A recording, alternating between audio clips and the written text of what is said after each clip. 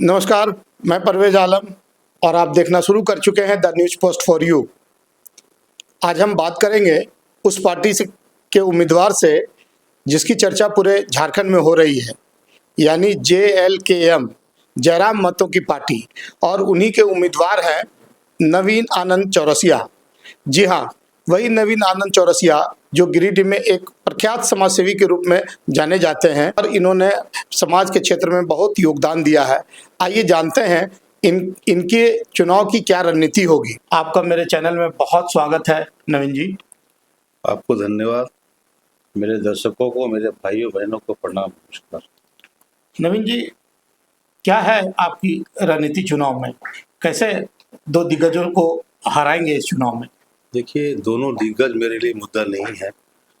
हमारे प्रदेश की, हमारा विधानसभा का जो समस्या है और यहाँ की जनता जितनी समस्याओं से जूझ रहे हैं, मेरी चुनौती उस बात को लेकर है। विगत 25 सालों से मैं 5 विधायकों को देखा हूँ।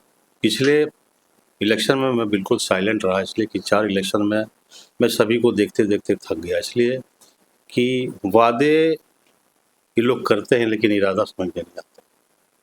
स्थानीय मुद्दा जो है इन लोग के लिए मायने कम रखते हैं। बड़ी बड़ी योजनाओं का शिलान्यास और घोषणा इन लोग के लिए मायने रखता है।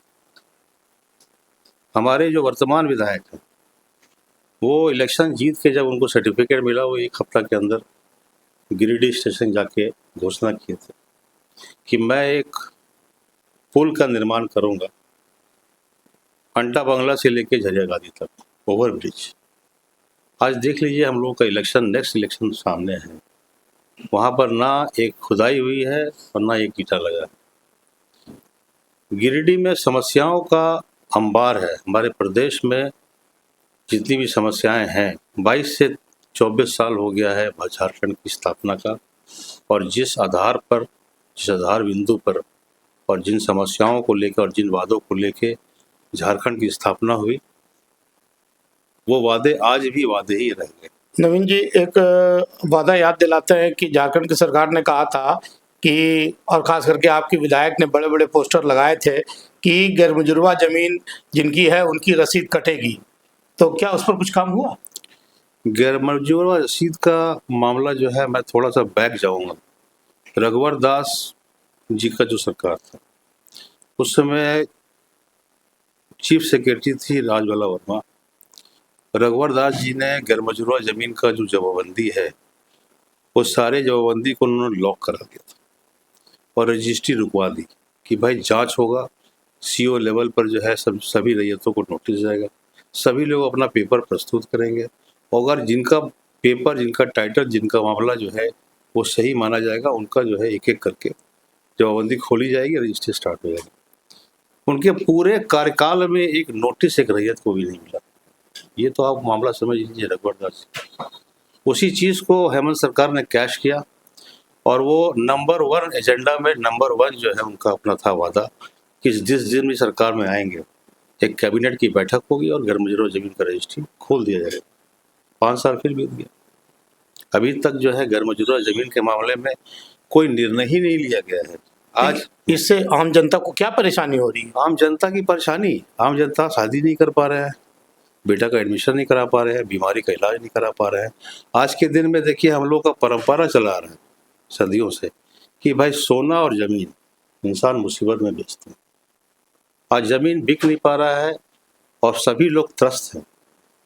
जो लोगों को लोन लेना, वो लोग लोन नहीं ले पा रहे हैं। जो लोगों को, आपका स्टूडेंट जो है अपने बच्चों को पढ़ाने के लिए लोन लेना है, स्टूडेंट लोन भी नहीं ले पा रहे हैं। चंद लाइन बोलना चाहता हूँ। गैरमजरूआ जमीन को जो है ना, एक बीमारी के तौर पे देखा जाता है, लेकिन ये बीमारी नहीं है। गैरमजरूआ जमीन, गैरमजरूआ खास बोला जाता है। खास मतलब वो जमींदार का खास जमीन था, और जमींदार ने जिन लोगों को भी सेटल कर दिया या फिर हुक्मनामा भी दिया है और उसका रिटर्न दिया है, तो वो रहती जमीन। सरकार आज तक इस चीज़ को एक्सेप्ट नहीं की है। यहाँ के लोकल जितने भी पदाधिकारी हैं उस चीज़ को वो लोग एक्सेप्ट नहीं करते, अलाउ नहीं करते। करना भी चाहते हैं तो सरकार का कोई ठोस जो है, जो वादा था, उसके मद्देनजर कोई भी तरह का निर्देश आया नहीं आज तक। सड़कें आज भी वैसे ही हैं, गलियों में गंदगी वैसे ही है, पानी का समस्या, आप जाइए एक एक गली जाके महिलाओं से मिलिए, वो लोग कहाँ से दूर दूर से पानी लाते हैं और कितना परेशान है, आप जाकर देख लीजिए। हमारा जो है गिरिडीह में सदर अस्पताल में आप जाके देखिए, रात बिरात दिन मरीजों के साथ कैसा ट्रीटमेंट किया जा रहा है। गिरिडीह के जो वर्तमान विधायक हैं वो दावा कर रहे हैं कि मैंने गिरिडीह में विकास की गंगा बहा दी है। देखिए, विकास का गंगा क्या बहा है, आप बताइए ना। जितना योजना वो घोषणा किए हैं या फिर सब विभाग दिखाए हैं, वो कितना धरातल पे आया है। आप जो है पूरे शहर को, पूरे विधानसभा में घूम लीजिए। शहर में ट्रैफिक की बड़ी समस्या है। ट्रैफिक की बड़ी समस्या है, बहुत बड़ी समस्या है, इसलिए कि कोई इंफ्रास्ट्रक्चर नहीं है, कोई आपका रोड मैप नहीं, कोई विजन नहीं है। आज हमारे विधानसभा में पॉल्यूशन का जो मामला है, आज जो उद्योग के आप क्षेत्र में जाए ना, वहाँ पर लाखों लोगों का जीवन से के साथ खिलवाड़ हो रहा है। हमारे शहर में आप छत पे जाके चढ़िए और अपना जो है दीवार को ऐसे करके छुइएगा तो आपका हाथ काला हो जाए। तो वो प्रदूषण हमारा वहाँ से यहाँ आ रहा है, लेकिन संज्ञान जो है ये ले रहे हैं क्या? तो समस्याओं का अंबार है, लेकिन मैं सिर्फ इतना जानता हूँ कि अगर आपके घर में आपका छत छू रहा है और आपको फर्श भी जो है ढलैया करना, तो पहला काम अपना छत को जो है चूने से बचाएंगे। तो प्राथमिकताएं अभी तक तय नहीं हुई हैं कि गिरिडीह विधानसभा की समस्याएं नंबर 1 कौन है, नंबर 2 के कौन है, नंबर 3 कौन है। वो मामला आज तक विगत 25 साल से मैंने किसी विधायक को एक प्लानिंग का रूप देकर काम करने का जो अपना एक तरीका होता है वो मैं देखा नहीं। गिरिडीह जिला में जैनियों का सबसे बड़ा तीर्थ स्थल है जो आपके विधानसभा क्षेत्र के अंतर्गत आता है, लेकिन पीरटांड़ आज भी उपेक्षित है, जबकि पहाड़ों और जंगलों से भरा हुआ है। पर्यटन की बहुत संभावना थी, बहुत वहाँ काम किया जा सकता था। इस पर आपकी कोई योजना? आप देखिए, प्राथमिक तौर पे मैं ये कहूँगा कि पीरटांड़ से जितने भी विधायक हैं उन लोगों ने लाभ लिया है, वोट का लाभ लिया है। 25,000 20,000 वहाँ की जनता जिस भी विधायक को जिताने का प्रयास किया है, लेकिन उन्होंने कभी भी एक शौचालय व्यवहार नहीं किया है पीरटांड़ के साथ। वहाँ पर पर्यटन का बहुत बड़ा स्कोप है। अगर आप वहाँ पर एक प्लानिंग के तहत हर चीज़ को लाइन अप करके एक इंफ्रास्ट्रक्चर डेवलप करते हैं, जैसे छोटा सा एक इंफ्रास्ट्रक्चर खंडोली का है, आप देखिए पुराने ज़माने का खंडोली को आप देखिए और आज के खंडोली को देखिए, पीरटांड़ को भी आप उसी हिसाब से डेवलप कर सकते हैं। आज के दिन में पूरा दुनिया भर के तीर्थ यात्री जो है मधुबन आते हैं, एक बहुत बड़ा रेवेन्यू वहाँ जनरेट होता है। तो सर, आप उसके सटे हुए जो वन का इलाका है, या भाई समझ लीजिए कि भाई पूरे पीरटांड़ में इतना सुंदर जो है पर्यावरण का जो माहौल है, उसको आप चाहते हैं, अगर चाहेंगे, आपका इरादा होगा, ठोस इरादा होगा, तो आप जो है उसको एक रूप देके आप रेवेन्यू का सेंटर भी बढ़ा सकते हैं। लेकिन यहाँ पर क्या है कि व्यक्तिगत लाभ का मामला है। एक ज़माने में गिरिडीह अबरख के मामले में जाना जाता था, पूरे अंतर्राष्ट्रीय लेवल पे गिरिडीह का नाम था।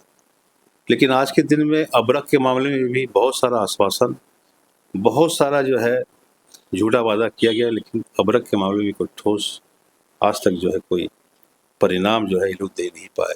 यहाँ पर खनिज संपदा की इतनी भरमार है, लेकिन उस चीज़ का जो है बहुत सही तरीके से एक प्लानिंग करके और उसको जो है फिर रेवेन्यू जनरेशन का मामला नहीं किया गया। आप झारखंड लेवल पे आ जाइए, झारखंड लेवल पे 45% खनिज जो है हमारे देश में झारखंड आपूर्ति करती है, लेकिन आज भी हमारे प्रदेश का हाल जो है बेहाल है। आप रोजगार की बात करते हैं, रोजगार के मामले में बहुत सारे राज्य हैं जहां पर 70%, 80%, 90% रिजर्वेशन स्थानीय लोगों को लगभग हो चुका है। झारखंड में आज तक वो लागू नहीं हुई। तो सवाल यह है कि आप देखिए, यूथ को देखिए, यूथ का पलायन को देखिए, और जिधर देखिए आपको समस्या ही नजर आएगी, लेकिन यहाँ लूट खसोट का माहौल है। तो मैं चाहूँगा कि अगर मुझे जनता ने मौका दिया तो हमारी पार्टी, हमारे जयराम दा हैं, उनके विचारों से, उनका जो रोड मैप है, उनका जो सरलता है और उनका जो एक व्यक्तित्व है ना किसी से डरने का, उससे प्रेरित होकर मैं इस पार्टी में आया हूँ। और मेरा विश्वास है कि अगर जयराम दा सीएम बने तो जो आपका भ्रष्टाचार अफसरशाही में नजर आता है, या एक विजन के तहत झारखंड को जिस दिशा में ले जाना है, वो दिशा वो तय करेंगे और झारखंड का एक नया रूप आपको देखने को मिलेगा। तो आपने देखा कि जेएलकेएम के उम्मीदवार नवीन आनंद ने कितनी बेबाकी से अपनी बातें कही और अपनी पार्टी का विज़न बताया। अब देखना होगा जब 20 नवंबर को यहाँ चुनाव होंगे और 23 नवंबर को नतीजे आएंगे तो गिरिडीह की जनता क्या निर्णय देती है। नमस्कार, जोहार।